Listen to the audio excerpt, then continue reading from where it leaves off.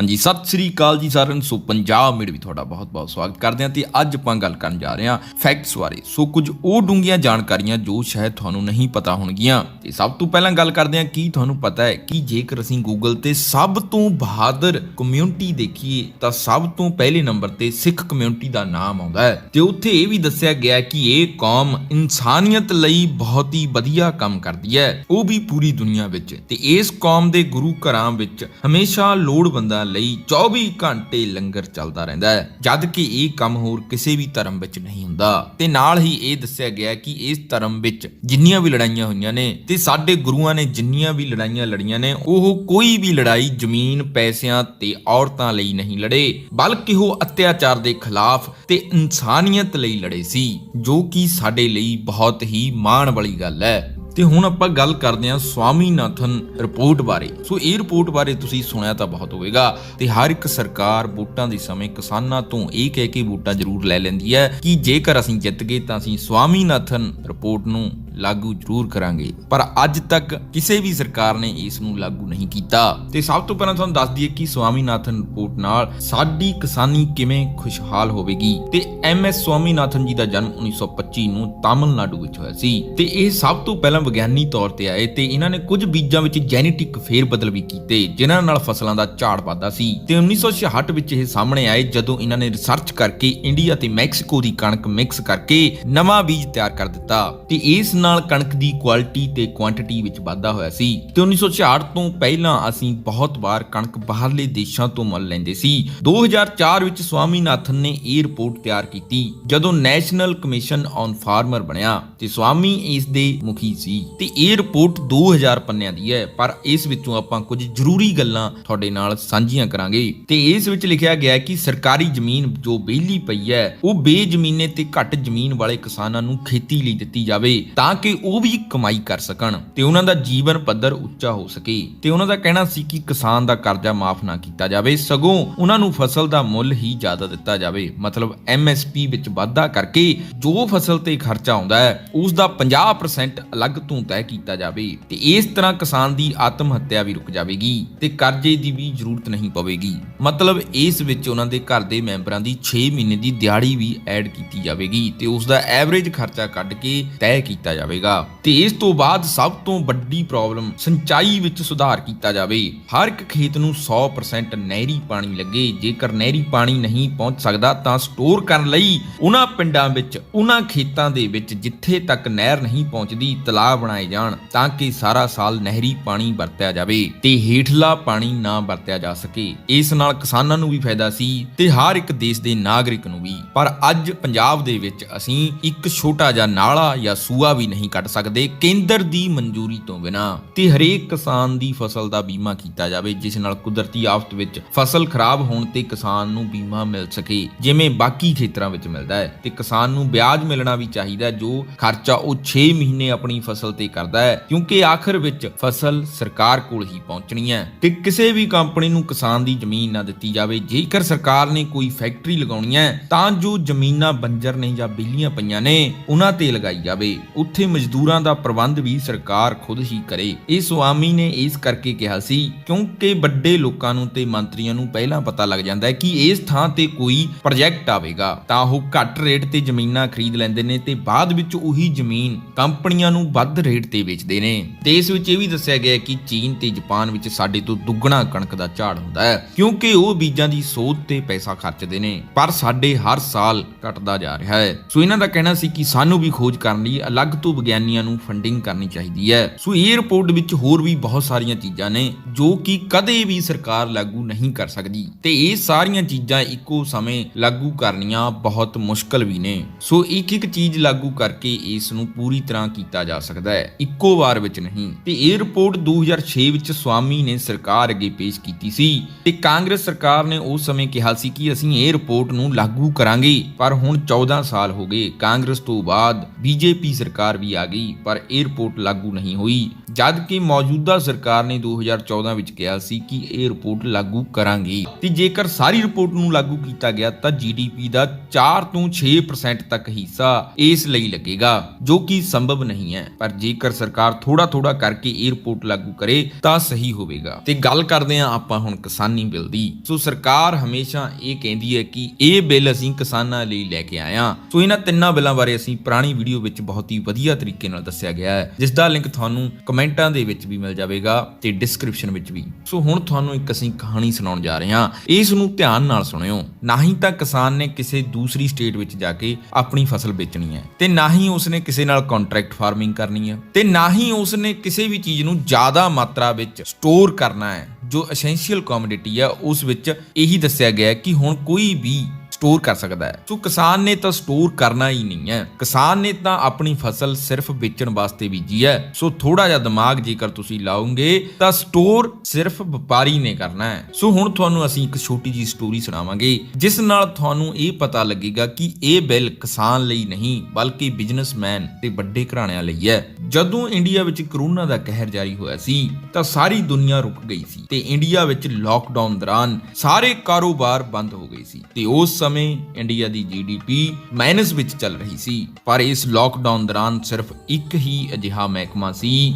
ਉਹ ਸੀ agriculture growth economy. ਮਤਲਬ ਇਸ ਲਾਕਡਾਊਨ ਦੇ ਵਿੱਚ ਜਦੋਂ ਸਾਰੇ ਕਾਰੋਬਾਰ ਠੱਪ ਸੀ ਉਦੋਂ ਖੇਤੀਬਾੜੀ ਸੈਕਟਰ 3.4% ਪਲੱਸ ਵਿੱਚ ਸੀ ਤੇ ਇੰਡੀਆ ਦੀ ਟੋਟਲ ਇਕਨੋਮੀ ਵਿੱਚ ਖੇਤੀਬਾੜੀ ਦਾ ਯੋਗਦਾਨ 17% ਹੈ। ਤੇ ਉਸ ਵਕਤ ਫਿਰ ਇੱਕ ਬਿਜ਼ਨਸਮੈਨ ਦੇ ਦਿਮਾਗ ਵਿੱਚ ਆਉਂਦਾ ਹੈ ਕਿ ਸਾਡੇ ਕਿੰਨੇ ਹੀ ਕਾਰੋਬਾਰ ਨੇ ਪਰ ਕੋਈ ਵੀ ਕਾਰੋਬਾਰ ਇਸ ਵਕਤ ਪਲੱਸ ਵਿੱਚ ਨਹੀਂ ਹੈ। ਤੇ ਉਸਨੇ ਸੋਚਿਆ ਕਿਉਂ ਨਾ ਫਿਰ ਇਸ ਮਾਰਕੀਟ ਵਿੱਚ ਵੀ ਪੈਰ ਧਰਿਆ ਜਾਵੇ, ਜੋ ਕਿ 12,000 ਕਰੋੜ ਦੀ ਮਾਰਕੀਟ ਹੈ। ਸੋ ਇਹ ਮਹਿਕਮੇ ਵਿੱਚ ਵੱਡੇ ਘਰਾਣਿਆਂ ਦਾ ਆਉਣਾ ਅੱਜ ਤੋਂ ਹੀ ਤੈਅ ਨਹੀਂ ਹੋਇਆ ਸੀ, ਇਹ ਬਹੁਤ ਪਹਿਲਾਂ ਤੋਂ ਇਸ ਵਿੱਚ ਆਉਣ ਲਈ ਸੋਚ ਰਹੇ ਹੋਣਗੇ। ਪਰ ਹੁਣ ਆਪਾਂ ਸਾਰੀਆਂ ਕੜੀਆਂ ਇਸ ਨਾਲ ਜੋੜਦੇ ਚੱਲਾਂਗੇ। ਸਭ ਤੋਂ ਪਹਿਲਾਂ ਇਸ ਮਾਰਕੀਟ ਵਿੱਚ ਆਉਣ ਲਈ ਲੋਕਾਂ ਦਾ ਡਾਟਾ ਇਕੱਠਾ ਕੀਤਾ ਗਿਆ। ਲੋਕਾਂ ਦਾ ਡਾਟਾ ਮਤਲਬ ਅੱਜ ਸਾਰੀਆਂ ਚੀਜ਼ਾਂ ਆਨਲਾਈਨ ਹੋ ਚੁੱਕੀਆਂ ਨੇ ਤੇ WhatsApp ਤੋਂ ਵੱਡਾ ਡਾਟਾ ਕਿਸੇ ਕੋਲ ਵੀ ਨਹੀਂ ਹੈ। ਸਾਡੇ ਘਰ ਦੇ ਵਿੱਚ 1 ਜਾਂ 2 ਫੋਨ ਪੱਕੇ ਹੋਣਗੇ ਘੱਟ ਤੋਂ ਘੱਟ ਜਿਨ੍ਹਾਂ ਕੋਲ WhatsApp ਚੱਲ ਰਿਹਾ ਹੈ। ਸੋ Facebook ਨੇ 5.7 ਬਿਲੀਅਨ ਮਤਲਬ ਕਿ 43,574 ਕਰੋੜ ਰਿਲਾਇੰਸ ਦੇ ਡਿਜੀਟਲ ਪਲੇਟਫਾਰਮ ਵਿੱਚ ਇਨਵੈਸਟ ਕੀਤੇ ਨੇ। ਸੋ ਜੇਕਰ ਦੇਖੀਏ ਇੰਡੀਆ ਦਾ ਗਰੋਸਰੀ ਮਾਰਕੀਟ ਬਹੁਤ ਹੀ ਪ੍ਰੋਫਿਟੇਬਲ ਹੈ, ਜਿਵੇਂ ਕਿ Amazon ਪੈਂਟਰੀ, ਸੁਪਰਮਾਰਟ, ਬਿਗ ਬਾਸਕਟ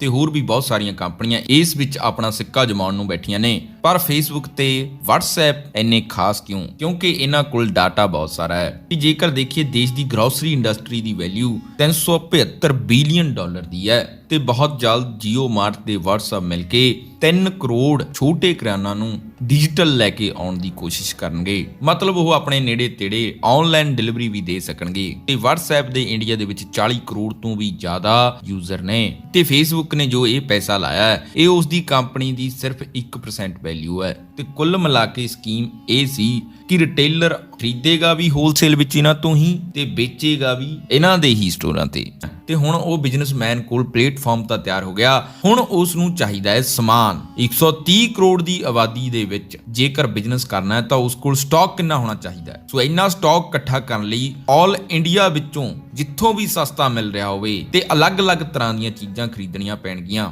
ਪਰ ਜੇਕਰ ਹੁਣ ਪੁਰਾਣੇ ਬਿੱਲ ਦੇ ਹਿਸਾਬ ਨਾਲ ਦੇਖੀਏ ਤਾਂ ਇਸ ਬਿਜ਼ਨਸਮੈਨ ਨੂੰ ਕੋਈ ਵੀ ਫਸਲ ਖਰੀਦਣ ਲਈ ਮੰਡੀਆਂ ਦੇ ਵਿੱਚ ਜਾਣਾ ਪੈਣਾ ਸੀ, ਜਿੱਥੇ 6% ਪਹਿਲਾਂ ਤੋਂ ਹੀ ਟੈਕਸ ਲੱਗ ਰਿਹਾ ਹੈ ਤੇ ਉਹ ਟੈਕਸ ਦੇਣ ਤੋਂ ਬਾਅਦ ਇਸ ਨੂੰ ਫਸਲ ਖਰੀਦਣੀ ਪੈਣੀ ਸੀ ਤੇ ਹਰ ਇੱਕ ਸਟੇਟ ਵਿੱਚ ਆਪਣੇ ਬੰਦੇ ਰੱਖਣੇ ਪੈਣੇ ਸੀ ਤੇ ਉਹਨਾਂ ਨੂੰ ਹਰ ਇੱਕ ਮੰਡੀ ਦੇ ਵਿੱਚ ਆਪਣੇ ਏਜੰਟ ਭੇਜਣੇ ਪੈਣੇ ਸੀ ਜਿੱਥੋਂ ਉਹ ਖਰੀਦ ਕਰ ਸਕਣ। ਤੇ ਇੱਕ ਸਟੇਟ ਤੋਂ ਦੂਜੀ ਸਟੇਟ ਵਿੱਚ ਲੈ ਕੇ ਆਉਣਾ ਉਹਨਾਂ ਲਈ ਮੁਸ਼ਕਲ ਹੋਣਾ ਸੀ। ਸੋ ਇਸ ਕਰਕੇ ਮੰਡੀਕਰਨ ਖੋਲਿਆ ਗਿਆ ਕਿ ਸਾਡੇ ਦੇਸ਼ ਦੇ ਬਿਜ਼ਨਸਮੈਨ ਨੂੰ ਇੱਕ ਸਟੇਟ ਤੋਂ ਦੂਜੀ ਸਟੇਟ ਤੱਕ ਲਿਆਉਣ ਲਈ ਕੋਈ ਮੁਸ਼ਕਲ ਨਾ ਆਵੇ ਤੇ 6% ਟੈਕਸ ਦੇਣਾ ਵੀ ਨਾ ਪਵੇ, ਉਹ ਸਿੱਧੀ ਖਰੀਦ ਪ੍ਰਾਈਵੇਟ ਖਰੀਦ ਕਰੇ। ਤੇ ਫਿਰ ਉਹ ਬਿਜ਼ਨਸਮੈਨ ਲਈ ਦੂਸਰੀ ਦਿੱਕਤ ਇਹ ਸੀ ਕਿ ਉਸਨੇ ਤਾਂ ਆਪਣੇ ਸਟੋਰ ਵਿੱਚ ਹਰ ਇੱਕ ਚੀਜ਼ ਵੇਚਣੀ ਆ ਤੇ ਉਸਨੇ ਸਭ ਤੋਂ ਜ਼ਿਆਦਾ ਜੋ ਚੀਜ਼ ਵਿਕ ਰਹੀ ਆ, ਬੇਸ਼ੱਕ ਉਹ ਛੋਲੇ ਹੋਣ ਜਾਂ ਦਾਲ ਹੋਵੇ, ਉਸਨੇ ਉਸ ਦੀ ਮੰਗ ਜ਼ਿਆਦਾ ਕਰਨੀ ਹੈ। ਪਰ ਪੰਜਾਬ ਤੇ ਹਰਿਆਣਾ ਵਿੱਚ ਜ਼ਿਆਦਾਤਰ ਕਣਕ, ਝੋਨਾ ਤੇ ਮੱਕੀ ਹੀ ਬੀਜਦੇ ਨੇ। ਸੋ ਉਸ ਕੋਲ ਤਾਂ ਇਹ ਚੀਜ਼ਾਂ ਜ਼ਿਆਦਾ ਹੋ ਜਾਣਗੀਆਂ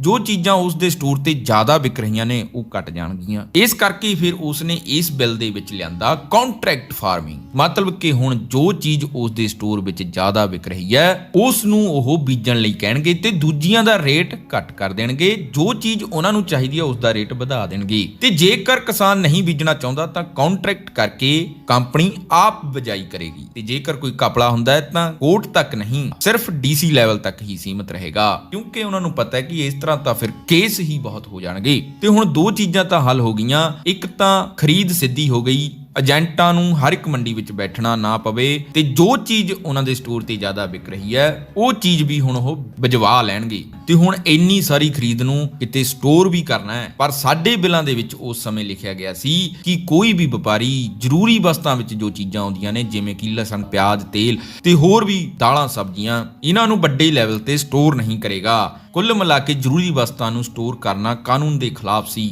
ਜੋ ਕਿ ਜਮਾਖੋਰੀ ਤੇ ਕਾਲਾ ਬਾਜ਼ਾਰੀ ਨੂੰ ਵਧਾਵਾ ਦਿੰਦਾ ਸੀ। ਪਰ ਇਹ ਬਿਜ਼ਨਸਮੈਨ ਨੇ ਤਾਂ ਪੂਰੇ ਦੇਸ਼ ਤੋਂ ਖਰੀਦ ਕਰਨੀ ਸੀ ਤੇ ਪੂਰੇ ਦੇਸ਼ ਵਿੱਚ ਬਿਜ਼ਨਸ ਕਰਨਾ ਸੀ, ਸੋ ਉਸ ਕੋਲ ਤਾਂ ਬਹੁਤ ਸਾਰਾ ਅਨਾਜ ਇਕੱਠਾ ਹੋ ਜਾਣਾ ਸੀ, ਅਲੱਗ-ਅਲੱਗ ਤਰ੍ਹਾਂ ਦੀਆਂ ਦਾਲਾਂ, ਹਰ ਇੱਕ ਚੀਜ਼। ਤੇ ਇਸ ਕਰਕੇ ਫਿਰ ਸਰਕਾਰ ਨੇ ਉਹਨਾਂ ਲਈ ਐਸੈਂਸ਼ੀਅਲ ਕਮੋਡਿਟੀ ਐਕਟ ਲਿਆਂਦਾ ਕਿ ਸਾਡੇ ਕੋਲ ਸਮਾਨ ਤਾਂ ਬਹੁਤ ਹੋ ਜਾਵੇਗਾ ਤੇ ਉਸ ਨੂੰ ਜਮ੍ਹਾਂ ਕਰਨ ਲਈ ਰੱਖਣਾ ਵੀ ਪਵੇਗਾ ਤੇ ਉਸ ਨੂੰ ਜਮ੍ਹਾਂ ਕਰਨ ਤੇ ਹੁਣ ਪਾਬੰਦੀ ਹਟਾ ਦਿੱਤੀ ਗਈ ਕਿ ਤੁਸੀਂ ਜਿੰਨਾ ਚਾਹੋ ਉਨਾ ਸਟਾਕ ਇਕੱਠਾ ਕਰ ਲਓ। ਤੇ ਹੁਣ ਤੁਸੀਂ ਦੇਖ ਸਕਦੇ ਹੋ ਕਿ ਇਹ ਸਾਰੇ ਬਿੱਲ ਇੱਕ ਬਿਜ਼ਨਸਮੈਨ ਬੰਦੇ ਦੀਆਂ ਮੁਸ਼ਕਲਾਂ ਹੱਲ ਕਰ ਰਹੇ ਨੇ, ਨਾ ਕਿ ਕਿਸਾਨ ਦੀਆਂ।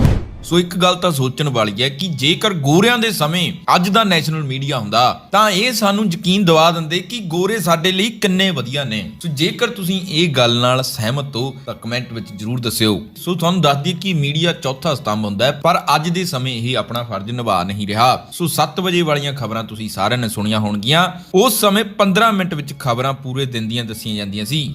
ਅੱਜ 24 ਘੰਟੇ ਵਿੱਚ ਵੀ ਕੋਈ ਚੱਜ ਦੀ ਖਬਰ ਨਹੀਂ ਦੱਸੀ ਜਾ ਰਹੀ। ਸੋ ਉਸ ਸਮੇਂ ਦੀਆਂ ਤੇ ਅੱਜ ਦੇ ਸਮੇਂ ਦੀਆਂ ਖਬਰਾਂ ਵਿੱਚ ਕਿੰਨਾ ਅੰਤਰ ਹੈ ਇਹ ਤੁਸੀਂ ਦੇਖ ਸਕਦੇ ਹੋ। ਉਸ ਸਮੇਂ ਉਹ ਬਿਨਾਂ ਆਪਣਾ ਓਪੀਨੀਅਨ ਰੱਖੇ ਜੋ ਵੀ ਘਟਨਾ ਹੋਈ ਆ ਉਸ ਦੀ ਰਿਪੋਰਟ ਦਿੰਦੇ ਸੀ, ਪਰ ਅੱਜ ਦੇ ਸਮੇਂ ਹਰ ਇੱਕ ਟੀਵੀ ਐਂਕਰ, ਹਰ ਇੱਕ ਨਿਊਜ਼ ਆਪਣਾ ਓਪੀਨੀਅਨ ਦੇ ਰਿਹਾ ਹੈ ਕਿ ਇਹ ਕੰਮ ਇਸ ਤਰ੍ਹਾਂ ਹੋਵੇਗਾ, ਇਸ ਤਰ੍ਹਾਂ ਫਿਊਚਰ ਵਿੱਚ ਇਹ ਹੋ ਸਕਦਾ ਹੈ, ਤੁਹਾਨੂੰ ਪਤਾ ਨਹੀਂ। ਸੋ ਇੱਕ ਵਾਰੀ ਸੋਚ ਕੇ ਦੇਖਿਓ, ਪੁਰਾਣੇ ਸਮਿਆਂ ਵਿੱਚ ਨਿਊਜ਼ ਦਿਆ ਕਰਦੇ ਸੀ, ਗਰਾਊਂਡ ਰਿਐਲਿਟੀ ਦੱਸਿਆ ਕਰਦੇ ਸੀ, ਇਹ ਜਾਣਨਾ ਕੰਮ ਲੋਕਾਂ ਦਾ ਹੁੰਦਾ ਸੀ ਕਿ ਇਹ ਚੀਜ਼ ਠੀਕ ਆ ਜਾਂ ਗਲਤ ਹੈ। ਪਰ ਅੱਜ ਦੇ ਸਮੇਂ ਵਿੱਚ ਇੱਕ ਤਰਫੀ ਖਬਰ ਦੇ ਕੇ ਗੱਲ ਨੂੰ ਖਤਮ ਹੀ ਕਰ ਦਿੰਦੇ ਨੇ। ਸੋ ਇਹਨਾਂ ਗੱਲਾਂ ਕਾਰਨ ਹੀ ਲੈਬਨਾਨ ਤੇ ਅਫਗਾਨਿਸਤਾਨ, ਜਿੱਥੇ ਲਾਅ ਐਂਡ ਆਰਡਰ ਦੀਆਂ ਧੱਜੀਆਂ ਉੜੀਆਂ ਪਈਆਂ ਨੇ, ਉਹਨਾਂ ਦਾ ਮੀਡੀਆ ਵੀ ਸਾਡੇ ਨਾਲੋਂ ਉੱਤੇ ਹੈ। ਸੋ ਜੇਕਰ ਤੁਹਾਨੂੰ ਇਹ ਇਨਫੋਰਮੇਸ਼ਨ ਵਧੀਆ ਲੱਗੀ ਤਾਂ ਇਸ ਨੂੰ ਵੱਧ ਤੋਂ ਵੱਧ ਸ਼ੇਅਰ ਜ਼ਰੂਰ ਕਰ ਦਿਓ ਤਾਂ ਜੋ ਇਹ ਇਨਫੋਰਮੇਸ਼ਨ ਜ਼ਿਆਦਾ ਤੋਂ ਜ਼ਿਆਦਾ ਲੋਕਾਂ ਤੱਕ ਪਹੁੰਚ ਸਕੇ। ਤੇ ਹਰ ਰੋਜ਼ ਮੋਟੀਵੇਸ਼ਨ ਦਾ ਡੋਜ਼ ਲੈਣ ਲਈ ਸਾਨੂੰ ਇੰਸਟਾਗ੍ਰਾਮ ਤੇ ਫੋਲੋ ਜ਼ਰੂਰ ਕਰਿਓ, ਉੱਥੇ ਹਰ ਰੋਜ਼ ਮੋਟੀਵੇਸ਼ਨ ਦਾ ਡੋਜ਼ ਮਿਲਦਾ ਹੈ। ਤੇ ਜੇਕਰ ਤੁਹਾਨੂੰ ਸਾਡੀ ਦਿੱਤੀ ਇਨਫੋਰਮੇਸ਼ਨ ਚੰਗੀ ਲੱਗੀ ਤਾਂ ਚੈਨਲ ਨੂੰ ਸਬਸਕ੍ਰਾਈਬ ਕਰ ਸਕਦੇ ਹੋ। इसमें पूरे में स्टीम है नीचे। देखो, इसको बिल्कुल हाथ लगाएगा तो ठंडा है। अच्छा, हाँ ये तो ठंडा है। ठीक है, इसके ऊपर जो है गर्म है। ये गर्म है। ये वो नीचे जो है उसका पाइप वो भाप से जो है सब्जी बनेगा, इसके नीचे नहीं लगेगा, बहुत अच्छा सब्जी बनेगा। ये तो बड़ा गजब है कि वहाँ से स्टीम आ रहा है, नीचे ये ठंडा है और उसके बाद इसके भाप से ये क्या बन रहा है? एक कड़ी बन रहा है, ये कड़ी बन रहा है, दाल बन रहा है। ਤਾਂ ਜਿਹੜੇ ਕਿਸਾਨ ਵੀਰਾਂ ਦੀਆਂ ਟਰਾਲੀਆਂ ਦੇ ਨਾਲ ਜਿਹੜੇ ਲੰਗਰ ਲੈ ਕੇ ਵੀ ਆਏ ਨੇ, ਜਿਹੜੇ 50 ਬੰਦੇ ਨੇ, ਉਹ ਕਹਿੰਦੇ ਅਸੀਂ 200 ਬੰਦੇ ਦਾ ਲੰਗਰ ਬਣਾਈਦਾ। ਤੇ ਇੱਥੇ ਇਹਦਾ ਮਤਲਬ ਕੀ ਹੈ ਕਿ ਇੱਥੇ ਆਲੇ ਦੁਆਲੇ ਮੈंने ਸਵੇਰੇ ਪੁੱਛਿਆ ਕੁਝ ਬੰਦਿਆਂ ਨੂੰ ਜਿਹੜੇ ਇੱਥੇ ਰਹਿੰਦੇ, ਝੁੱਗੀ ਝੋਪੜੀ ਵਾਲੇ ਬੰਦੇ ਸੀ। ਮੈਂ ਕਿਹਾ ਜਿਹੜੇ ਇੱਥੇ ਆਏ ਨੇ ਬੰਦੇ, ਤੁਸੀਂ ਵੀ ਇਹ ਤੋਂ ਕੀ ਤੁਹਾਨੂੰ ਲੱਗਦਾ? ਕਹਿੰਦੇ ਅਸੀਂ ਬਹੁਤ ਖੁਸ਼ ਹਾਂ, ਸਾਡੇ ਬੱਚੇ ਕਹਿੰਦੇ 3 ਟਾਈਮ ਭਰ ਪੇਟ ਕਹਿੰਦੇ ਖਾਣਾ ਖਾ ਰਹੇ ਨੇ। ਕਹਿੰਦੇ ਬਹੁਤ ਕਹਿੰਦੇ ਇੱਥੇ ਧਰਨੇ ਲੱਗੇ ਨੇ ਪਹਿਲਾਂ, ਕਹਿੰਦੇ ਮਗਰ ਅਸੀਂ ਜ਼ਿੰਦਗੀ ਭਰ ਯਾਦ ਰੱਖਾਂਗੇ ਵੀ ਪੰਜਾਬ ਦੇ ਲੋਕ ਇੱਥੇ ਆਏ ਸੀ ਔਰ ਉਹਨਾਂ ਨੇ ਧਰਨੇ ਲਾਏ ਸੀਗੇ। ਬਹੁਤ ਦਿਲ ਨਾਲ ਇੱਕ ਬਹੁਤ ਪਸੀਜ ਗਿਆ ਉਹਨਾਂ ਦੀ ਗੱਲ ਸੁਣ ਕੇ।